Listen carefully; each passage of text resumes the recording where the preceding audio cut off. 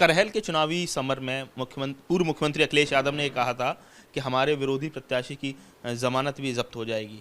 और ऐसे में बात करने के लिए हमारे साथ हैं एसपी सिंह बघेल, केंद्रीय मंत्री हैं, जो करहल से जिन्होंने अखिलेश यादव को बहुत कड़ी चुनौती पेश की है। सर, कहते हैं कि चुनावी समर हो या युद्ध का मैदान हो, कई बार भले ही व्यक्ति हार जाए, देश हार जाए, लेकिन कई मायनों में उसकी जीत होती है। तो आप इस जीत को कैसे देख रहे हैं? मैं तो इसको हार नहीं मानूंगा, क्योंकि जो काम, जिस जिम्मेदारी के लिए अमित शाह ने आपको भेजा था, वो काम आपने कर दिया। एक शेर याद आ रहा है कि कातिल बहुत जलील हुआ मेरा सर उतार कर, हमने दिलों को जीत लिया जंग हार कर।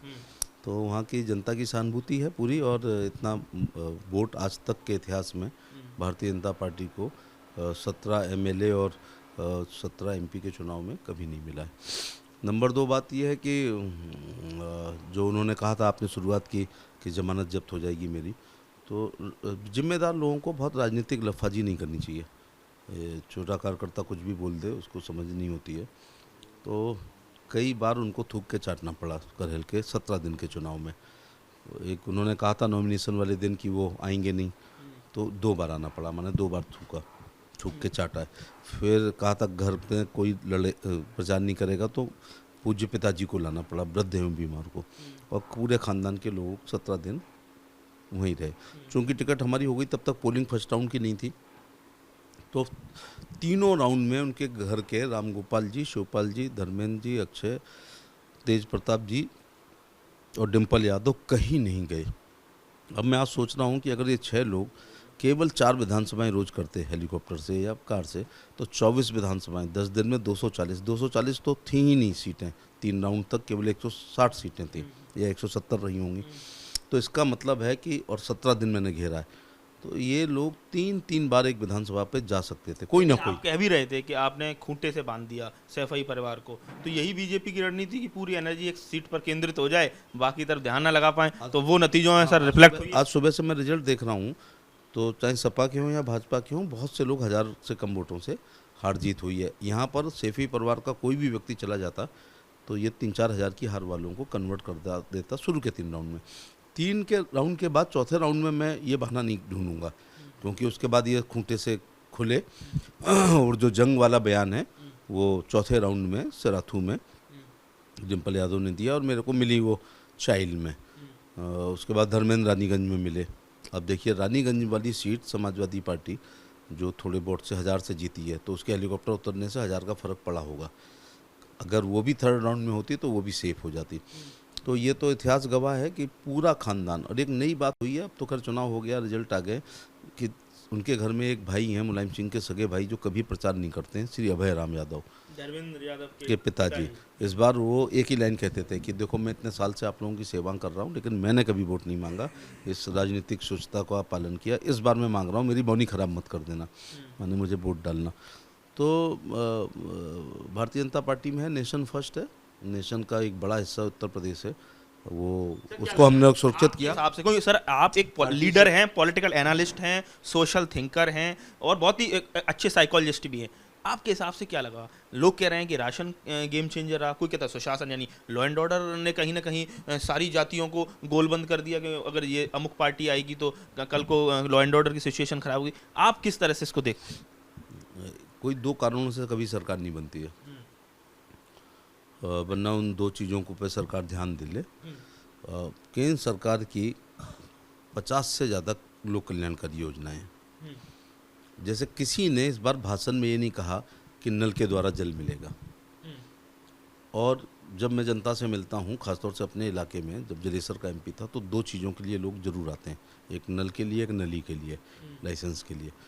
तो गिरता हुआ भूजल स्तर बड़ी समस्या है, कुएँ सूख गए थे, तो हैंडपंप लोग भयंकर मांग करते थे। पूर्वांचल में ये पोजीशन नहीं है, लेकिन वहाँ भी आदमी चाहता मेरे दरवाजे पे लग जाए। तो नल के द्वारा जल बहुत बड़ी योजना है, और इतनी ज़्यादा योजनाएं थी कि वहाँ तक हम लोग बोल नहीं पाए। दूसरी बात, लेकिन लोगों ने महसूस किया कि कुछ गांव में आ गया है, कुछ में सर्वे हो चुकी है। 90% बीमारियाँ दूषित पानी से होती हैं। इधर प्रधानमंत्री जी ने अगर 40-60 हज़ार करोड़ लगाए हैं, तो स्वास्थ्य का बजट निश्चित तौर से कम हो जाएगा, लोग बीमार कम पड़ेंगे।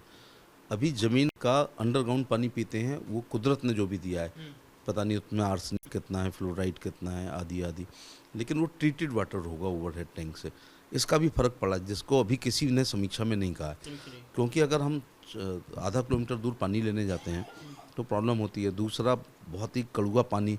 अब जैसे एक बड़ी बेल्ट है, एरे, रजापुर, कुतुबपुर, नगला पहाड़, चिलासनी, रामगढ़, उमरगढ़, कैलाशपुर, बाघई, मिलक, गोथ हुआ, ये तो कहते हैं किसी को भी वोट देना पड़े, बस पानी मिल जाए। पानी सरकार कि बिन पानी सब सुन। सर एक सवाल ये भी है, सर हम पानी वाले नहीं है वहाँ, चिड़िया पानी पी ले तो मर जाए, मेरा कहने का मतलब है। लोग को पानी का मुद्दा, लोग कुबड़े पैदा। सर एक सवाल ये भी है, हमने लोगों से बात की तो लोगों का कहना है कि भाई मेरा बात अधूरी रह गई। तो ये इस प्रकार की योजनाएं, 12 रुपए के बीमे की किसी ने चर्चा नहीं की, हुआ है क्योंकि अगर किसी के यहाँ देवी आपदा में कोई मरा होगा तो 2 लाख आ गए होंगे। तो उसने तो वोटिंग वाले दिन अगर रोटी खाई है तो वो बीमे की रोटी खाई है। 12 का बीमा, 330 का बीमा, शौचालय का फर्क पड़ा है, आवास का फर्क पड़ा है, लेकिन राशन वितरण का इसलिए बहुत ज़्यादा फर्क पड़ा है कि देश संक्रमण काल से गुजरा है और उसमें 19 महीने से कोरोना 1, 2, 3 आया। कुछ राज्यों में सुनामी आई, कुछ में बाढ़ आई, कुछ में ओले पड़े, कुछ में पाले पड़े, कुछ जगह अतिवृष्टि हुई, कुछ जगह अनावृष्टि हुई है, लेकिन लोग भूखे नहीं सोए हैं। ये एक बड़ा काम है। और महिलाएं अक्सर घर चलाती हैं, तो उन अवसर मुख्यमंत्री जी ने उसमें तेल भी दिया और नमक भी दिया, कहीं कहीं अंत्योदय वाले कार्ड में दाल। कई लोगों ने ये कहा हमने नमक खाया है तो नमक हरामी नहीं करेंगे, क्योंकि ये भारत है ना, ये किसी को वादा कर देता है तो निभाता है। अभी वो पीढ़ी जिंदा है जो लड़कियों के यहाँ खाना नहीं खाती है कि नमक की वजह से, तो नमक खाया है तो उसको निभाते हैं। फिर सबसे बड़ी बात हुई है कि हर घर में, क्योंकि ज़्यादातर लोगों, किसान एक घर में है, बच्चों के नाम ज़मीन नहीं होती, लेकिन प्रधानमंत्री की 2000 की 10वीं किस्त, एक आध किस्त होती तो होती झूठी है, किसान सम्मान निधि की 10वीं किस्त पहुंची। और उससे ज़्यादा तारीफ की बात पहुंची कि एडीओ, बीडीओ, सीडीओ और डीडीओ के द्वारा नहीं दिए गए, लेखपाल और पटवारी, ये डीबीटी के माध्यम से लोगों ने कहा कि ऐसा राज्य तो कभी नहीं आया कि 2000 आए हैं तो 1999 रुपये 99 पैसे नहीं आए, पूरे आए। पारदर्शिता और कहीं ना कहीं लीकेजेस कम कर दिया। ये देश का एक बड़ा भ्रष्टाचार जो अधिकारियों पे, मैं क्यों कहूँ, राजीव गांधी ने कहा था कि मैं 1 रुपया भेजता हूँ 15 पहुँचते हैं।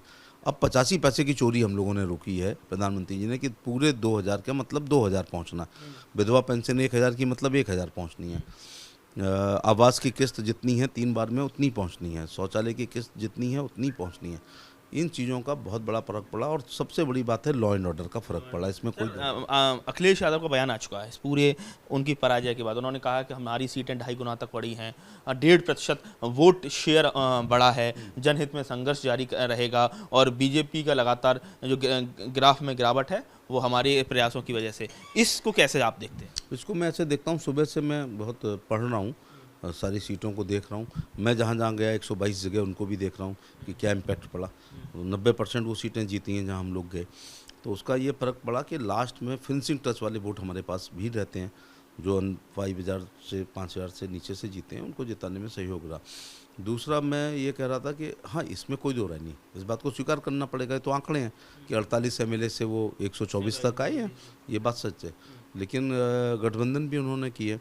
तीसरी बात ये रही है कि मत प्रतिशत 1-1.5% उनका बढ़ा है। सोशल इंजीनियरिंग काम नहीं कर पाई। नहीं, क्या है कि गुंडागर्दी के आगे सब चीज़ें बौनी हो गई। क्यों? उनके लोगों ने मैंने निजी तौर पे हर जगह केवल 12 से 17 की सरकार को स्मरण करने की लोगों को याद दे। आप लोग कहते हैं याददाश्त खराब है, इतनी याददाश्त खराब नहीं होती है, नशे में भी याददाश्त खराब नहीं होती है। जब आदमी बहुत शराब पिए होता है तब भी अपनी पत्नी और अपनी बहन का अंतर महसूस करता है, ठीक है ना। तो मैं नहीं मानता कि याददाश्त खराब है, थोड़ा रिमाइंडर की ज़रूरत है, क्योंकि हम साल भर पढ़ते हैं और आखिरी के 3-4 दिन में गैप में अगर हम रिवीजन ना करें तो अच्छा, कानून व्यवस्था की याद दिला के कहीं ना कहीं आपने वो उन लोगों के जहन में, उनकी मेमोरी में बता दिया कि सरकार आएगी तो फिर से गुंडा राज। मैं एक स्टेट स्तर पर एक घटना का उल्लेख करता था। मैंने मुख्यमंत्री जी के सामने कहा कि माननीय मुख्यमंत्री जी, समाजवादी पार्टी सबसे कमज़ोर अगर कहीं है तो मथुरा ज़िले में है, जहाँ कभी कोई एक भी MLA उनका नहीं जीता है और जमानतें भी नहीं बचती हैं। वहाँ पर जब अखिलेश यादव का हाथ उसकी पीठ पर होता था, रामवृक्ष यादव का, तो जवाहर बाग कांड, ये कांड आप सोचो आजमगढ़ में क्या होता होगा, देवरिया बलिया बस्ती में, इटावा, इटा, मैनपुरी, फिरोजाबाद में। जब मथुरा में, जहाँ उनकी कुटुंब के लोग ज़्यादा नहीं हैं, वहाँ एक पैरेलल सरकार एक आदमी चलाता था और उसको कब्जा मुक्त कराने के लिए DSP साहब गए और एक SO गए, दोनों की हत्या हुई है। तो ये लोगों को रोहन, कहाँ सब बिल्कुल सही कह रहे हैं। दूसरा, मेरी जात पर यह फ़र्क पड़ा कि एक तो अखिलेश यादव के सामने नूरा कुश्ती नहीं हुई। एक ये होता है अरे वहाँ नहीं है, बहुत कमज़ोर आदमी लड़ा दो, फालतू में समय वेस्ट करेगा। तो वहाँ बेस्ट आदमी को लड़ाया गया उनकी, हमारी पार्टी की निगाह में। हमारे समाज को एकदम लगा कि हम और हमारी समाज एकदम उनके समकक्ष आ गई। नंबर 2 बात है, जिस दिन से हमला हुआ तो लोगों ने कहा भाई ये तो ठीक बात नहीं है, डेमोक्रेसी। बीजेपी का जो उद्देश्य था वो पूरा फुलफिल करके आप उद्देश्य तो जीतने का ही होता है, लेकिन अगर सोने में सुहागा में सोना हुआ, केवल सोने में यह हुआ कि उनको बांध के रखे, जीत जाते तो सुहागा भी हो जाता, सोने में सुहागा। अब करहल की जनता का एक बड़ा नुकसान हुआ है। वो नुकसान हुआ है कि जो अखिलेश के लोग थे वो उद्देश्य पूरा नहीं हुआ कि वो मुख्यमंत्री बनेंगे। दूसरा जो हमारे लोगों का उद्देश्य पूरा नहीं हुआ, ये चुनाव एक साधारण विधायक बनने के लिए शायद पार्टी ने नहीं लड़ाया था। अगर रिजल्ट पॉजिटिव होता तो एक कोई बड़ी सेवा करहल को मिलती, उससे वो लोग वंचित रह गए और आज वो पछता रहे। क्योंकि क्या हो रहा है कि जो जहाँ विधानसभा होती है वो उसमें कम नॉन पॉलिटिकल आदमी पूरा राज्य वैसा मानते हैं। जैसे करहल मजबूत है, सिरसागंज मजबूत है, उनकी रिजल्ट भी आया, जसवंत नगर उनकी मजबूत है, जसराना उनकी मजबूत है। ये करहल के बॉर्डर हैं, करहल का बॉर्डर जसराना से, सिरसागंज से और जसवंत नगर से, चारों सीटें जीती हैं। वो लोग सोचते थे यूपी का यही हाल होगा, तो सरकार बन रही है, सीएम से क्यों लड़ाई ली जाए। अगर ये रिजल्ट पहले आ जाए और बाई इलेक्शन हो तो 1 मिनट में अखिलेश यादव को लोग पटक देंगे। तो चलिए नेक्स्ट समय के लिए, नेक्स्ट टाइम के लिए करहल में जो कहा जाए राजनीतिक ज़मीन एसपी सिंह बघेल ने तैयार कर दी है और उनकी बातों से पूरी तरह जाहिर है, भले ही वो चुनाव हार गए हैं, लेकिन उन्होंने जिस रणनीति के तहत भारतीय जनता पार्टी ने उनको चुनाव लड़ने के लिए भेजा, उसमें बीजेपी पूरी तरह से सफल साबित हो चुकी है। आगरा से नितिन उपाध्याय, एबीपी गंगा।